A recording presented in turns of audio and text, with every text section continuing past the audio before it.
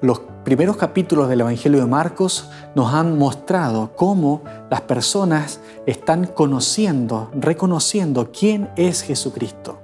Ahora nos encontramos desde el final del capítulo 4, el capítulo 5 y el capítulo 6, una serie de milagros que nos van a decir algo más de la identidad de Jesús. Aquí comienza un nuevo capítulo de lecciones de la Biblia. Los invitamos a estar con nosotros en este estudio.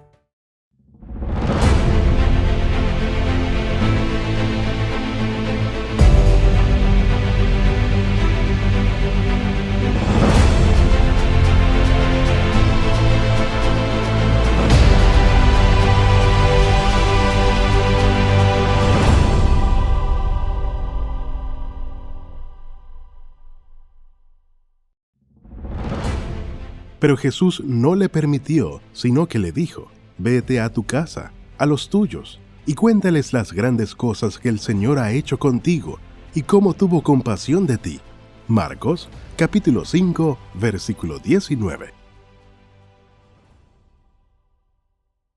Nuevamente, bienvenidos queridos amigos a su programa Lecciones de la Biblia. Estamos explorando durante esta temporada el Evangelio de Marcos y ya hemos llegado a este quinto capítulo en el cual hemos estado examinando, explorando, reflexionando en las lecciones que podemos extraer del texto. Y en ese proceso, en esta historia, nos ha estado acompañando el pastor Oscar Lefiguala. Muchas gracias por una vez más darse el tiempo para estar con nosotros en Lecciones de la Biblia. Gracias también por la invitación y aquí estamos para servir. Muy bien. Y vamos entonces a iniciar el estudio, pero antes vamos a pedir la dirección de Dios a través de una palabra de oración. Oremos.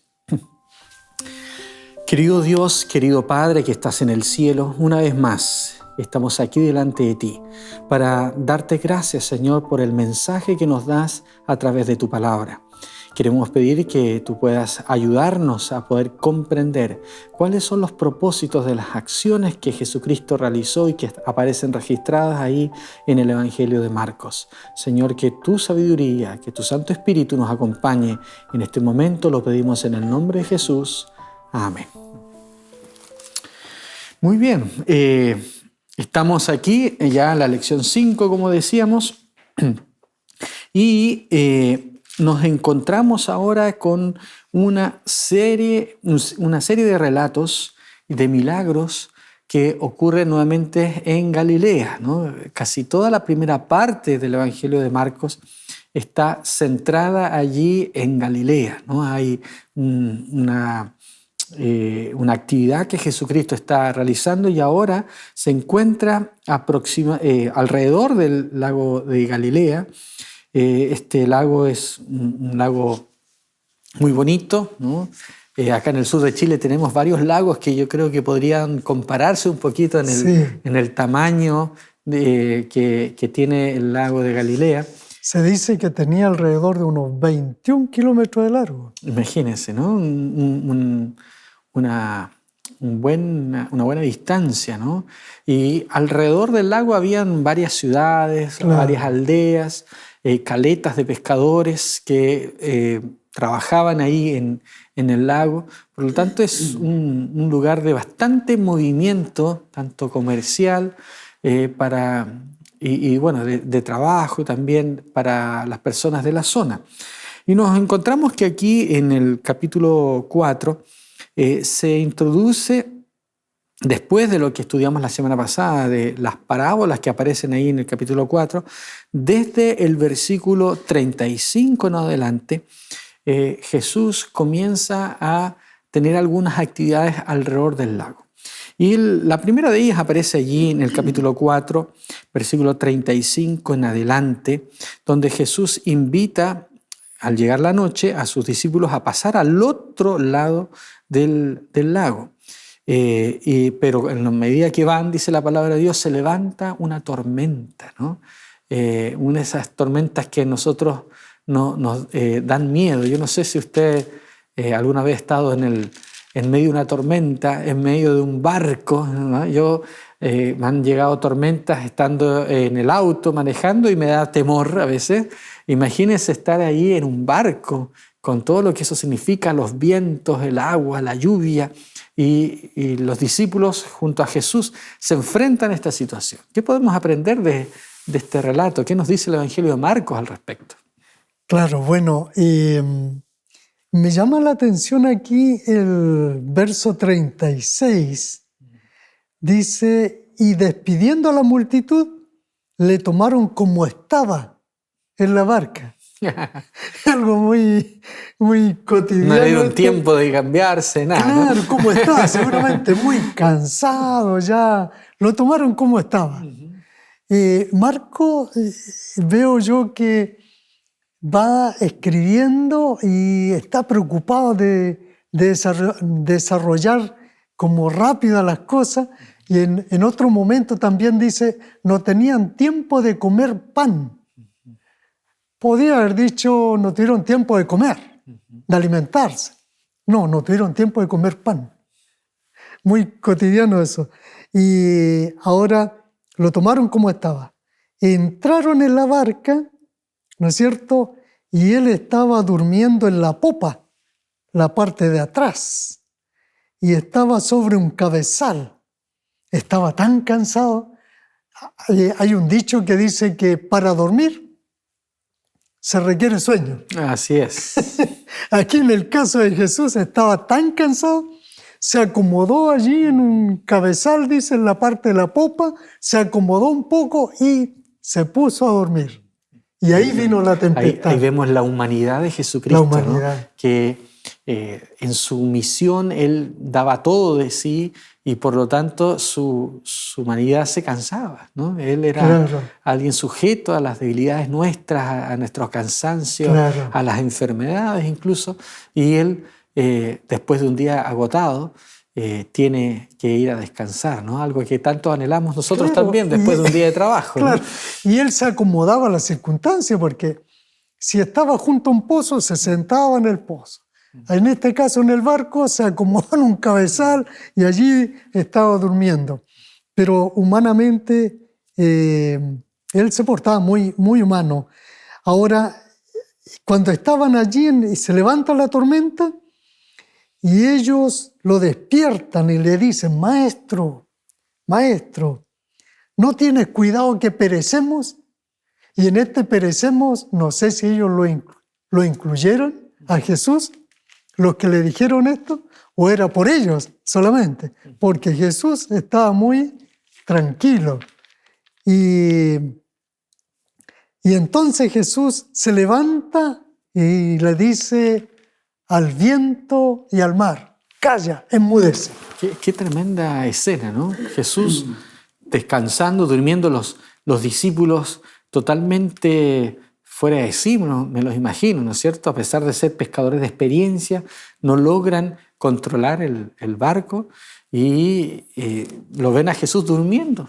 En medio de la tormenta, Jesús duerme. Y ellos dicen, maestro, no tienes cuidado que perecemos, mire, nos vamos a ahogar y tú como durmiendo, como tan que tranquilo, ¿no? Claro, ¿no? Y Jesús se levanta y Él reprende al viento. ¿Qué frase, ¿no? Reprendió al viento y dijo, calla, enmudece. Y dice, entonces cesó el viento y sobrevino una gran calma. Y les dijo, ¿por qué estáis así amedrentados? ¿Cómo no tenéis fe? Entonces sintieron un gran temor y se decían el uno al otro, ¿quién es este que aún el viento y el mar lo obedecen? ¿Quién es Jesús? ¿Quién ¿Quién y es que Jesús? le obedece? Ajá. Claro, esa es una pregunta que vemos que está en el capítulo 1, que ya Marcos dio una introducción clara de que Él es el Hijo de Dios, que es el Cristo, lo presenta como el Hijo del Hombre. Pero los discípulos ya han visto varios milagros, pero siguen asombrándose porque incluso tiene autoridad sobre la naturaleza, sobre el viento, sobre las olas. Ahora, antes de entrar tal vez en esto de por qué le obedecen, quién es Él para que le obedezcan, quiero hablar un poquito de la palabra obedecer. ¿Quién es este para que le obedezca? Bueno, allí en ese verso, en el verso 41, La palabra que se utiliza en griego es hipakuo. Es una palabra compuesta, ¿cierto?, por una preposición y el verbo akuo, escuchar. El verbo escuchar. Pero este hipakuo viene de hipo, es ponerse debajo, ¿no? Entonces, el que obedece es como si se pone debajo del escuchar. Es decir, lo que escuché me someto a eso. Entonces aquí, cuando Jesús le habla al viento, le habla al mar, el viento y el mar se ponen bajo su voz, se someten. Y esa es la obediencia. Ahora, hay algo muy parecido también en el lenguaje hebreo. Porque en hebreo, oír se dice chamá. Y obedecer también chamá. El mismo verbo. El mismo. Oír y obedecer. Es cuando, por ejemplo, cuando la mamá le dice a Juanito, Juanito, por favor, haz tal cosa. Y Juanito sigue allí jugando. Juanito, ¿no me escuchaste? ¿No es cierto? Le está diciendo, ¿por qué no me obedeces si yo ya te hablé? Entonces, en el escuchar o el oír y el obedecer hay una relación íntima. En el sentido bíblico, la persona que no obedece es como si no hubiese escuchado. Como que se hizo oídos sordos, decimos a veces Claro. nosotros, a una indicación, a un requerimiento de Dios, ¿no? Y en este caso, Jesús da una orden y el viento, ¿no?, la lluvia, el agua, se someten a esa orden, ¿no?, y le escuchan y están dispuestos a actuar conforme a esa orden de Claro. Jesucristo. Ahora también aquí lo interesante es que la naturaleza sabe escuchar la voz del Creador y nosotros, que somos superiores a la naturaleza, muchas veces no somos capaces de escuchar y menos obedecer. Entonces aquí yo creo que la naturaleza nos está entregando una tremenda lección de obediencia, ¿no?, a la voz no solo del Creador, sino de aquel que sustenta todas las cosas. Así es. Es curioso que Jesús se presenta como alguien con autoridad sobre la naturaleza, se manifiesta con poder, con autoridad, y eso hace recordar ciertas manifestaciones en el Antiguo Testamento de Dios mismo sobre la naturaleza también, ¿no? Y podemos recordar el Salmo 104, que nos habla acerca de la autoridad que Dios tiene para poder también gobernar sobre las fuerzas de la naturaleza. Ahí en el Salmo 104 dice, bendice alma mía Jehová, Jehová Dios mío, mucho te has engrandecido, te has vestido de gloria y de magnificencia, el que se cubre de luz como de vestidura, que extiende los cielos como una cortina, que establece sus aposentos entre las aguas, el que pone las nubes por su carroza, el que anda sobre las alas del viento, el que hace los vientos sus mensajeros y a las llamas de fuego sus ministros. Él fundó la tierra sobre sus cimientos, no será jamás removida. Con el abismo como un vestido la cubriste. Sobre los montes estaban las aguas. A tu reprensión huyeron, al sonido de tu trueno se apresuraron, subieron los montes, descendieron los valles, al lugar que tú les fijaste, les pusiste un límite, el cual no traspasarán ni volverán a cubrir la tierra. Vemos aquí el poder de Dios diciendo o ordenando la naturaleza. Él es el que establece todo, Él es el que controla la naturaleza, Él pone los límites hasta dónde puede llegar el agua, hasta dónde pueden suceder los fenómenos naturales. Entonces, ese mismo Dios del Antiguo Testamento que creó este mundo, que le puso, que tiene autoridad sobre la naturaleza, aparece reflejado aquí, ¿no? Una manifestación del poder de Dios, ¿no? Ahora, yo rescato por el tiempo, ¿no?, dos cositas de este salmo que son muy importantes. La primera está en el verso 3, que dice, el que pone las nubes por su carroza. Bueno, Siempre que Dios tiene que trasladarse a algún lugar, en manifestaciones celestiales, aparecen las nubes, ¿no? El Hijo del Hombre viniendo en las nubes, o vino a la tierra, vendrá a la tierra con las nubes del cielo, delante del anciano de día, con las nubes del cielo, en fin. Pero a mí me llama la atención algo natural. ¿Cómo Dios fue tan sabio para transportar las aguas? Toneladas de agua que Él transporta desde el mar hacia las montañas. Toneladas, y las transporta en las nubes, y las nubes son neblina. Que usted no puede tomar las nubes y hacerlas así. No se puede. Pero ¿cómo Dios lo hizo para transportar toneladas de agua? ¿Cómo lo haríamos nosotros? Tremendos estanques para llevar el agua hasta la montaña, y el Señor con las nubes, muy suavemente, y no causa ningún daño, y llevó el agua hasta allá. Un buen medio de transporte, ¿no es cierto? Tremendo Natural, medio de transporte. usando las leyes de la naturaleza, dominando, controlando eso para poder, digamos, administrar este mundo. Entonces vemos aquí una manifestación de Jesucristo donde muestra su autoridad divina. Por eso, Claro. ¿quién es este, no? ¿Quién es este? Y ahora, una siguiente cosita. A veces escuchamos en la televisión, por redes sociales, se acerca un asteroide a la Tierra, posiblemente choque con la Tierra, y la gente allí está asustada porque posiblemente o ese cometa pase a rozar la Tierra. En fin, mire lo que dice aquí el Salmo 104 y el verso 5. Dice: Él fundó la tierra sobre sus cimientos, no será jamás removida. Interesante. Así que todos nuestros amigos que nos están escuchando, que si alguna vez tuvieron miedo porque venía un asteroide, no se preocupen, tranquilos. Dios fundó la tierra y no será removida. Dios se encargará de la tierra. Dios tiene un plan para esta tierra. Amén, amén. Y ahí es donde entramos todos nosotros. Es interesante cómo aquí se introduce a Jesús como aquel que tiene autoridad divina en una acción que se parece a una teofanía, en una manifestación audible, visible del poder de Dios, ¿no?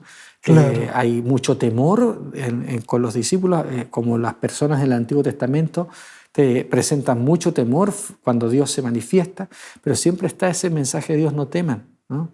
Él es el que está guiando, es el que tiene la fuerza, el poder para dominar la naturaleza. Así que es una lección muy importante de confianza en Dios.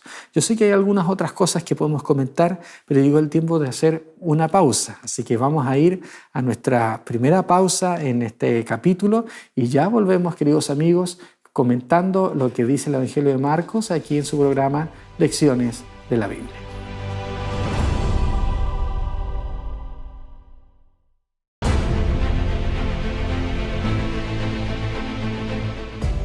Ya estamos de vuelta acá en Lecciones de la Biblia. Una vez más queremos agradecer su sintonía, agradecer su compañía durante todo este estudio, toda esta temporada. Hemos estado recibiendo sus mensajes, sus saludos. Que Dios les bendiga y gracias por acompañarnos. Estimado Pastor Óscar, estábamos viendo cómo Jesús con los discípulos cruzan, ¿no es cierto?, el mar de Galilea. Hay una tempestad, hay una tormenta.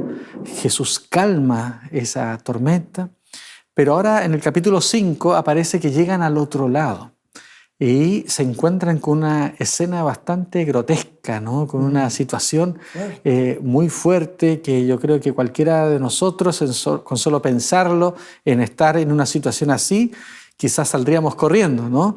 Quizás los discípulos hicieron eso, ¿no? Porque se encuentran con un endemoniado. Dice acá el capítulo 5, en el versículo 2, que cuando salió él de la barca, enseguida vino a su encuentro de los sepulcros un hombre con espíritu inmundo, que habitaba en los sepulcros y nadie podía atarlo, ni aun con cadenas. Muchas veces había sido atado con grillos y cadenas, pero las cadenas habían sido hechas pedazos por él y desmenuzados los grillos. Nadie lo podía dominar y siempre de día y de noche andaba gritando en los montes y en los sepulcros e hiriéndose con piedras. Cuando vio pues a Jesús de lejos, corrió y se arrodilló ante él. Mire cómo comienza este relato, ¿no? Se describe un hombre con espíritu inmundo que vive de una manera tremenda, ¿no? Anda haciendo problemas por todas partes. Apenas ve a Jesús, va, corre y se arrodilla delante de él. ¿Cómo podemos interpretar esto? ¿Cómo podemos entender esto que está sucediendo? Y además que me imagino que debe haber tenido aterrorizado esa comarca, ¿no? Esa región allí, porque yo creo que nadie se quería encontrar con él. Así es. Porque se andaba por los caminos, por los montes, e inclusive cerca de la ciudad, o tal vez en la ciudad. Entonces era el terror de ese lugar. Pero bueno, como bien decía el texto, que vino y se arrodilló delante de él. Aquí nuevamente lo que ya habíamos visto en otros casos, en donde los demonios reconocen la autoridad de Jesús. Jesús no es un simple hombre. Jesús era divino humano. Por lo tanto, ellos no les queda más que arrodillarse delante del Todopoderoso, Así es. que aunque estaba en forma humana, pero no dejaba de ser el Dios Todopoderoso. Interesante, ¿no es cierto?, que los espíritus inmundos, los demonios se les sujetan, reconocen su autoridad. Ya lo vimos allí, ¿no es cierto?, en el primer capítulo ya de Marcos se nos cuentan algunos relatos como este. Y aquí nuevamente este espíritu inmundo ahora dice: ¿qué tienes conmigo, Jesús, Hijo del Dios Altísimo? Te conjuro por Dios que no me atormentes. ¿Por qué Jesús le decía: sal de este hombre, espíritu impuro?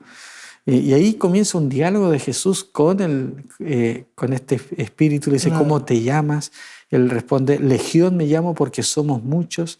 Y le rogaba mucho que no los enviara fuera de aquella región. Y, cosa curiosa, ¿no? Lo que sucede a continuación. Ahora, a modo personal, a mí me tocó atender más de un endemoniado. Pero hubo un caso que me marcó y era al comienzo de mi ministerio. Y me tocó atender un caso en el cual fue muy, muy fuerte. Y yo pude ver el poder de Dios allí, porque hubo un momento en que no podíamos sujetar a esa persona. Al principio la teníamos tendida en un colchón para que no se golpeara, ¿no? Porque era muy fuerte cuando venía el demonio sobre esa persona. Y después, en varias ocasiones, porque estuvimos desde las 10 de la mañana atendiéndolo hasta las 5 de la tarde, fueron horas que estuvimos allí luchando contra el demonio en el nombre del Señor. Y entonces había momentos en que yo quedaba solo, y fue en un colegio, y yo era el capellán. Así que yo era el que tenía que enfrentar la situación porque era el capellán. Los demás profesores tenían que ir a sus clases, después volvían, me acompañaban y ahí estábamos. Pero ¿qué es lo que yo aprendí de esto? Esta persona a veces se levantaba e intentaba atacarme y yo me ponía a orar, solo a orar. Y rondaba alrededor mío, llegaba hasta centímetros de mi cara para arañarme y no podía. Después gateaba por entre medio de mis piernas y decía: te voy a matar, te voy a matar. Y yo estuve allí siempre orando, hasta cuando el demonio se iba, la tomábamos a esa persona, le hablábamos, orábamos y en fin. Pero pude ver yo que el poder de Dios era mayor que ese demonio o los demonios que estaban en esa persona. Es decir, Jesús aquí demostró en este endemoniado que su poder es mayor, a tal punto que el demonio vino y se postró. Allá yo lo pude ver en forma personal, que solo orando, invocando el nombre de Jesús, fui protegido del demonio. Qué experiencia más Muy tremenda, fuerte, ¿no? muy dura. Muy fuerte. Pero acá, ¿cierto? También vemos aquí una legión, son muchos Mucho. que dominan a este hombre y le rogaba que no los enviara fuera de aquella región y Jesús los envía, dice, a un hato de cerdos paciendo y ellos le dicen, envíanos a los cerdos para que entremos en ellos. Jesús de inmediato les dio permiso, saliendo ellos, aquellos espíritus inmundos, entraron en los cerdos, los cuales eran como 2000. El hato se precipitó al mar por un despeñadero y en el mar se ahogaron. Que vemos acá demonios que saben quién es Jesús, que saben que Jesús va a liberar al hombre, que saben que Jesús tiene autoridad para hacer con ellos lo que quisieran, pero ellos le piden algo y extrañamente Jesús accede. Pareciera acá, a primera vista, porque la gente, la respuesta de la gente es muy negativa a lo que Jesús hace. Claro. Y pareciera que acá las huestes del mal como que lograron su objetivo, porque lograron, digamos, que a pesar de que Jesús los saca de este hombre, logra poner a Jesús o a la gente en contra de Jesús. Pero Jesús, que es más sabio y que conoce cuáles son sus planes de antes que nosotros, tenía una estrategia interesante, ¿no es cierto?, para poder llegar a esas personas. Quizás Jesús podría haber hecho algo directamente con ellos, pero él sabía que no iba a tener tanto éxito como a través de otro método. ¿Qué método usa Jesús ahí para predicarles a los de la región? Claro, utiliza a este mismo individuo, ¿no? Claro. Y lo que Jesús le dice en el verso 19, más Jesús no se lo permitió porque él quería ir acompañando a Jesús. Así es. Pero él dice, no se lo permitió, sino que le dijo, vete a tu casa, a los tuyos, cuéntale cuán grandes cosas el Señor ha hecho contigo y cómo ha tenido de ti misericordia. Pero a mí me llama la atención aquí, cuéntales. En realidad que el verbo que se utiliza allí en griego es apangelo, que es simplemente contar, referir, ¿no es cierto? A lo mejor también puede ser adorar, ¿ya? Pero este hombre sale y no se pone a realizar la orden que Jesús le da, que cuenta, sino que él se puso a publicar. Y se utiliza el verbo querizo, ¿no? El verbo querizo ya es publicar o pregonar, predicar también se puede decir. Proclamar, divulgar. Proclamar. Y dice, y se fue y comenzó a publicar en Decápolis, es decir, se puso a predicar en todos los lugares donde iba. Y el Señor, la orden que le dio, anda y cuéntale a los tuyos.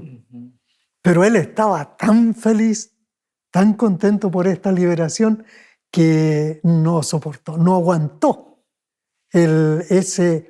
esa felicidad vehemente que había en él para publicar, pregonar. Y ahí hay un contraste entre lo que vimos en algunos de los milagros anteriores, cuando Jesús pedía que nadie dijera nada, ¿no? El tema del secreto mesiánico Claro.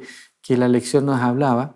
Pero acá ya Jesús tiene otra cosa en mente, ¿no? Al principio no quería que en la zona donde él estaba trabajando, en Galilea, se supiese tanto, ¿no es cierto? Porque iba a tener problemas. Pero acá estamos hablando de una zona en la cual él no puede entrar, por lo tanto envía un mensajero, envía al que había estado endemoniado para que predique por él, ¿no? Y por eso le dice, anda y cuenta, ¿no? Ya no le dice como a los otros, no le cuentes. Ahora anda y cuenta. Claro. Vemos que las estrategias de Jesús van cambiando debido a los contextos en los cuales él está también, ¿no? Ahora, este milagro también muestra que la gente no estaba interesada en Jesús y valoraron más los cerdos que una persona.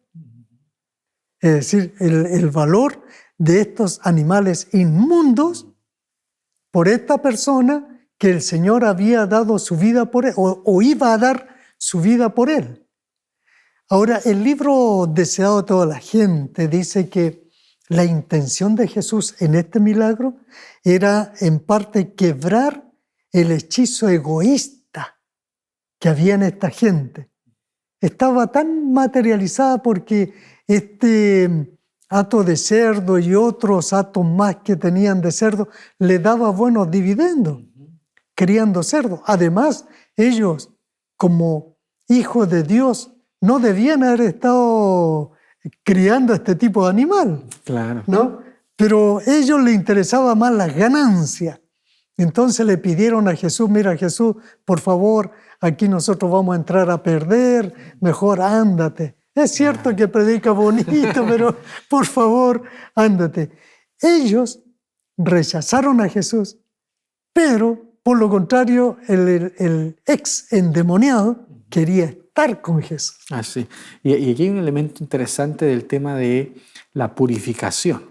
Porque este endemoniado estaba entre los sepulcros, ¿no es cierto? Donde hay gente muerta y donde había claras indicaciones en el Antiguo Testamento de que no debía tocarse cadáveres y muertos, etc., ¿no? Y luego están los hatos de cerdo, también inmundos.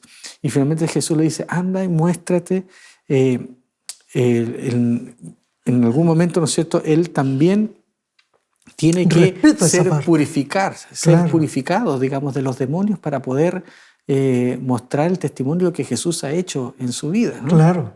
Entonces, porque aquí el propósito de Jesús era, al quebrar este hechizo egoísta, entonces que ellos pudiesen de esa manera aceptar su gracia. Y ellos rechazaron aquí a Jesús y por ende rechazaron la gracia salvadora de Jesús.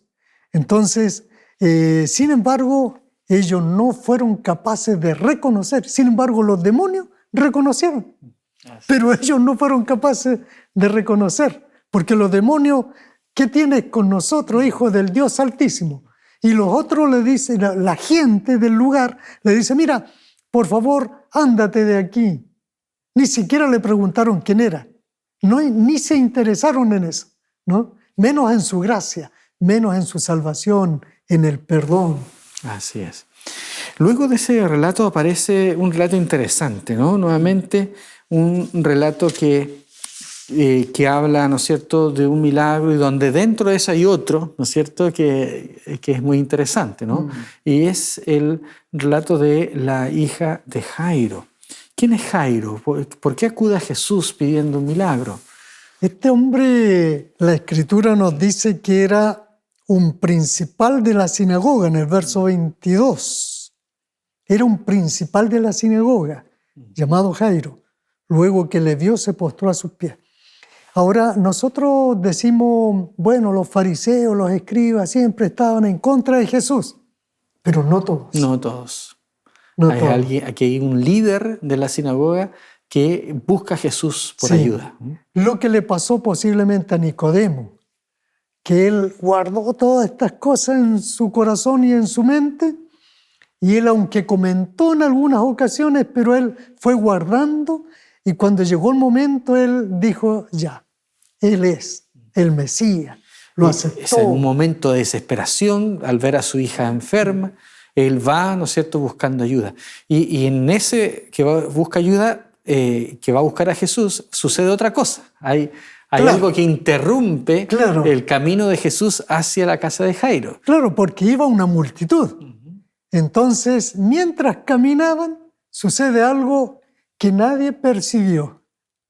Nadie se dio cuenta. Una mujer, ¿no?, que dice, ¿cuántos años tenía de...? 12 años. 12 años de enfermedad.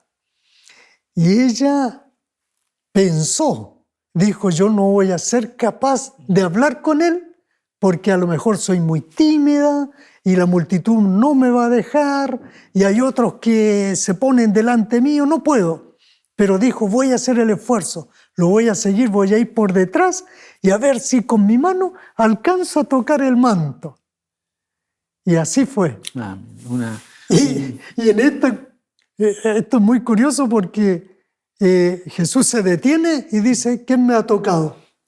En medio de todas las personas, que mucha gente lo estaba apretando, ¿no? Claro. ¿Cómo puede preguntar eso los discípulos del Señor? Mucha gente está alrededor tuyo, pero él percibió un toque de fe. Sí.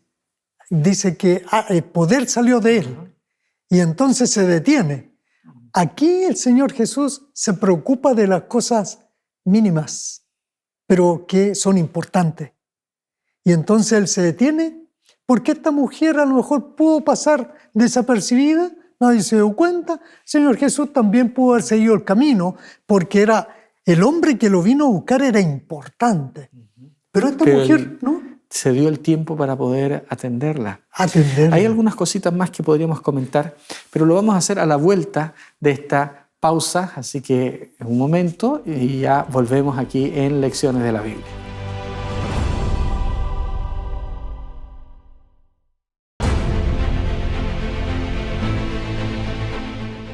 ¿Alguna vez te has preguntado cuál es el poder de la oración o cómo debes orar? La guía de estudio titulada Dios me oye te ayudará a encontrar estas respuestas. Para solicitarlas solo debes escribir al número que está apareciendo en pantalla o también lo puedes hacer ingresando a nuestro sitio web. Que el Señor te bendiga.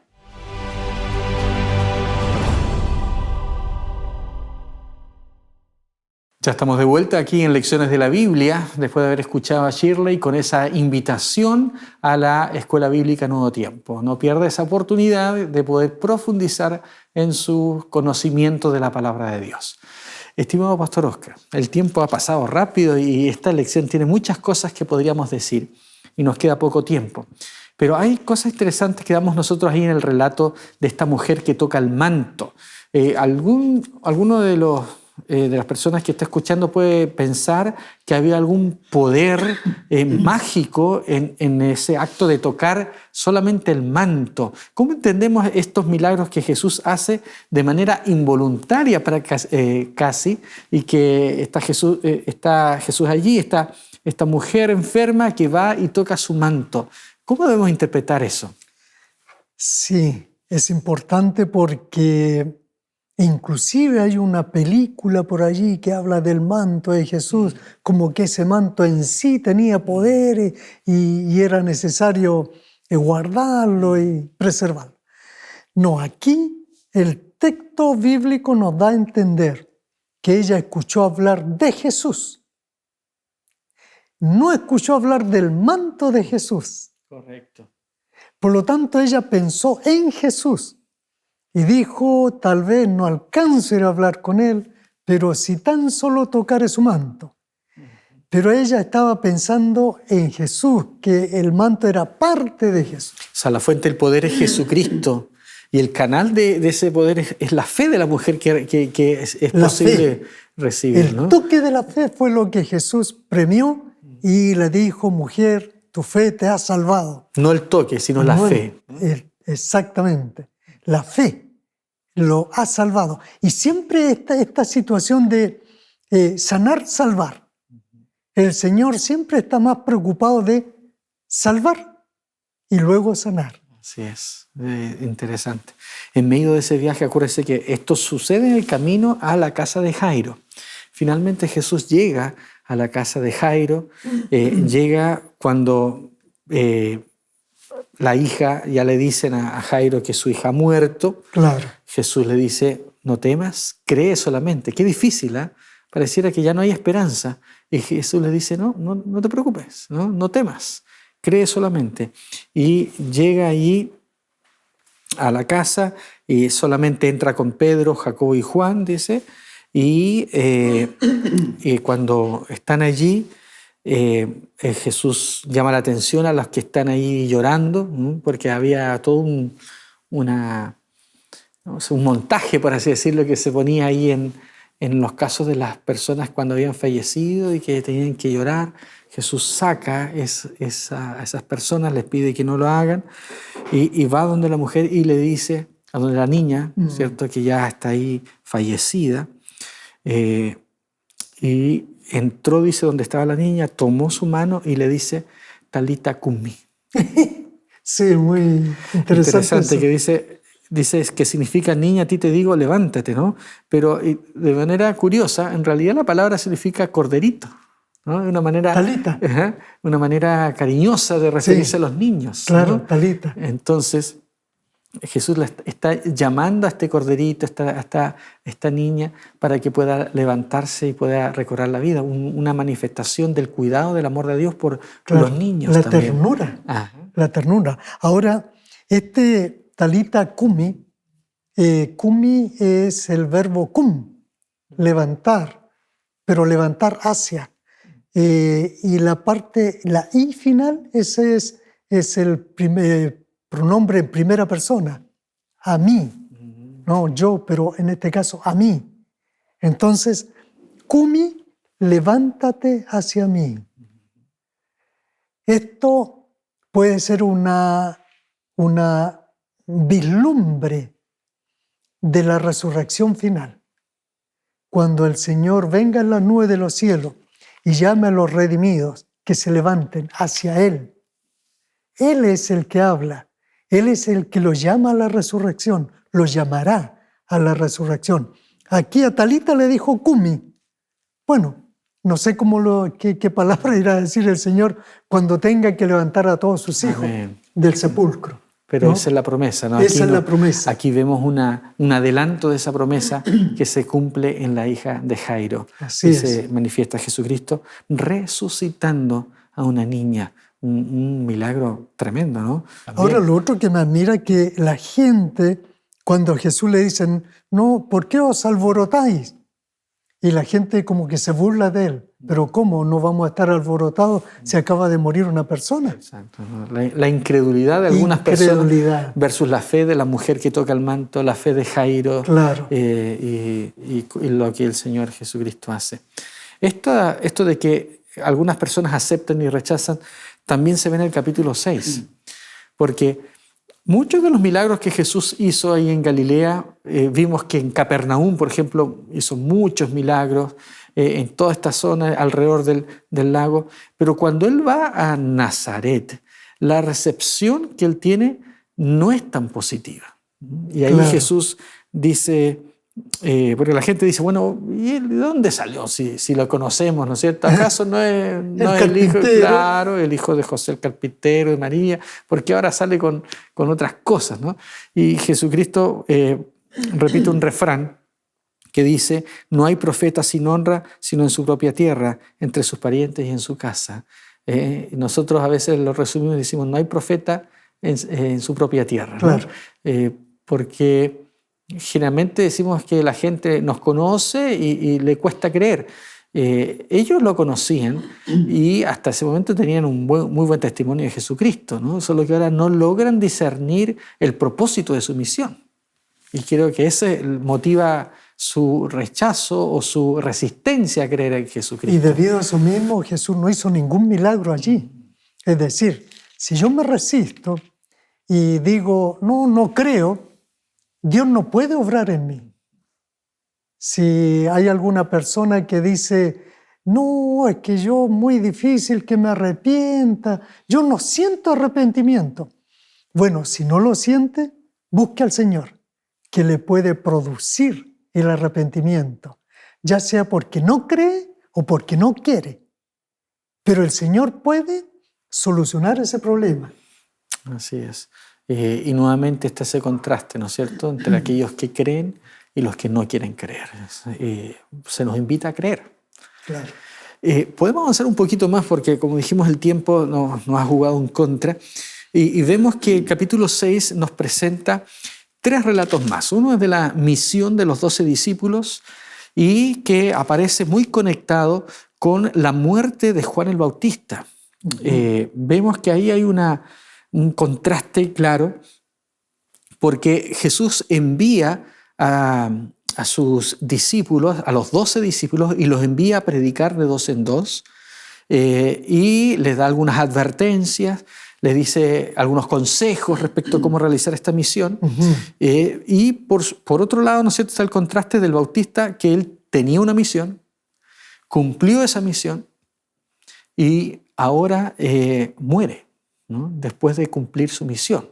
¿Cómo podemos entender esto que Jesús envía a sus discípulos, pero a la vez vemos que Juan el Bautista pareciera que quedase olvidado o rezagado por parte de Jesucristo. Claro, bueno, en algún momento también Juan el Bautista reconoció y dijo, conviene que yo mengüe y que él crezca. Así es. Porque él sabía que él no era el Mesías, que el Mesías era Jesús. Y él lo había reconocido en su bautismo. Entonces él sabía que él tenía que menguar. Pero lo que no sabía era su muerte tan trágica, ¿no? Que, bueno, a veces nosotros tenemos que pensar que los hijos de Dios, no porque seamos hijos de Dios, no podríamos tener una muerte trágica, pero en todo caso el Señor igual tiene preservada la vida eterna para aquel hijo de Dios. Y es así como los hijos de Dios a través de la historia han muerto de distintas maneras. Tenemos la Edad Media cuando morían en la hoguera, ¿no? Pero el Señor tiene su pago a cada uno.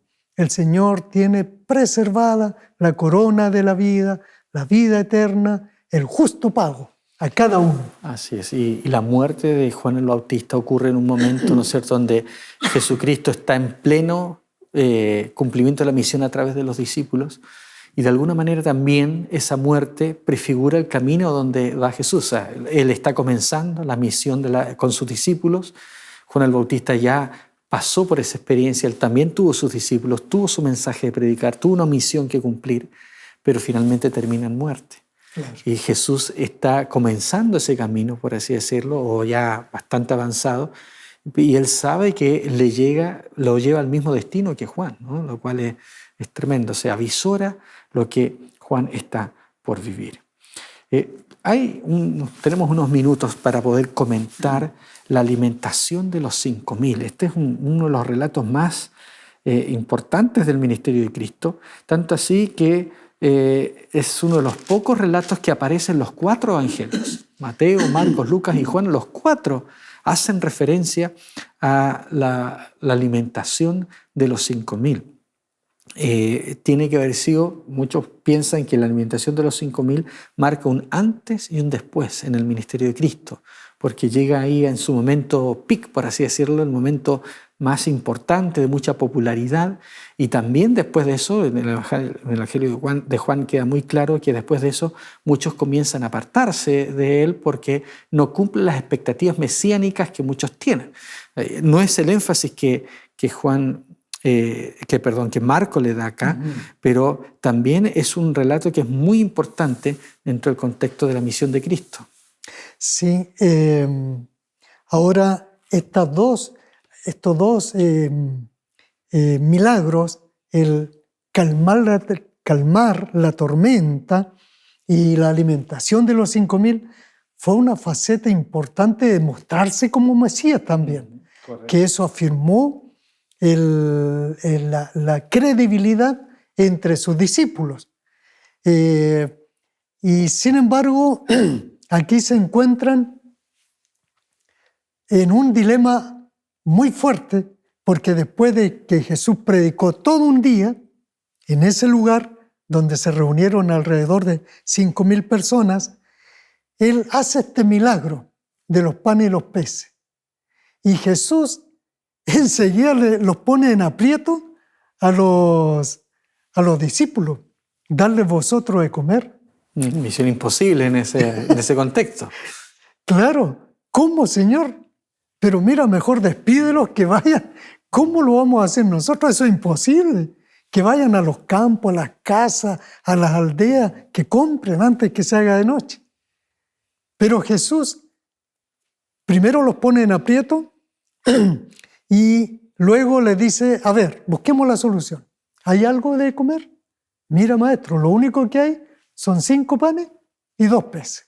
¿Qué podemos hacer con eso? Y son 5.000.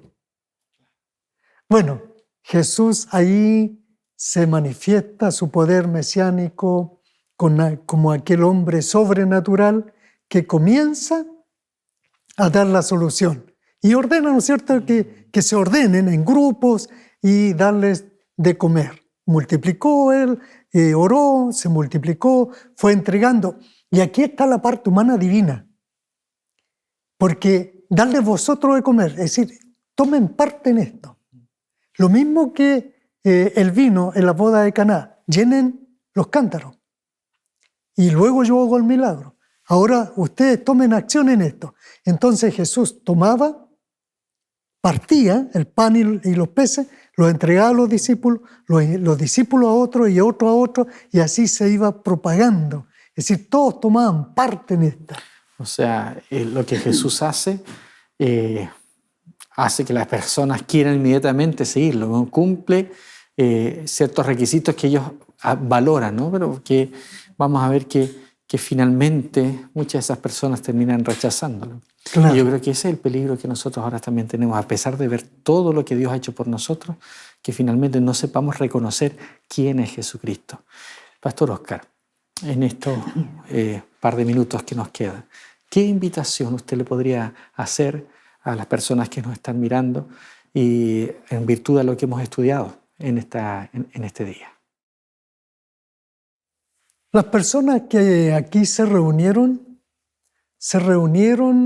bajo tal vez dos expectativas importantes. Una, lo querían escuchar, y en segundo lugar, en este mismo evento, el Evangelio de Juan dice que muchos de ellos querían tomarlo y convertirlo en rey.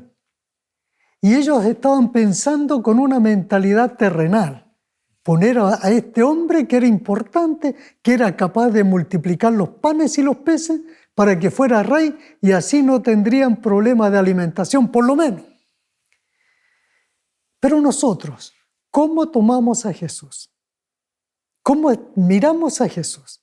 ¿Cómo tú miras a Jesús? ¿Cómo ves a Jesús? ¿Te interesa Jesús? ¿Piensas tú que el Evangelio te puede proporcionar pan y peces solamente? No, tenemos que mirar más allá. Tenemos que mirar al reino de los cielos. El reino de los cielos.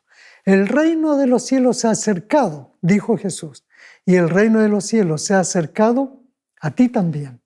Yo quiero orar contigo para que tú también seas parte del reino de los cielos. Y que cuando Jesús venga en su segunda venida, tú lo puedas recibir como rey de la tierra, del universo. No un rey terrenal simplemente, sino un rey celestial que viene a gobernar acá. Para eso quiero que oremos juntos. ¿Oremos? Señor y Padre Santo, que estás en el cielo, aquí tenemos ante nosotros algunos amigos que nos están escuchando. Queremos orar por ellos. Queremos que el Espíritu Santo toque sus corazones. Queremos que tu poder transforme la mente y el corazón para que nuestros amigos también tomen la decisión de aceptar a Jesús como su Salvador, como el Rey de Reyes y Señor de Señores. Y cuando tú vengas, ellos puedan ser parte de este reino. Oramos en el nombre de Jesús. Amén. Amén. Muchas gracias, Pastor Óscar, por esa invitación, por esa oración, que nos recuerda que el mismo Jesucristo que estuvo hace tanto tiempo también quiere darse a conocer a nosotros hoy y nos invita también a seguirlo. Él también quiere hacer un milagro en nuestra vida. Así que les invitamos a que usted siga conociendo a este Jesús, siga aprendiendo sobre el Evangelio de Marcos en el siguiente capítulo de este programa, Lecciones de la Biblia.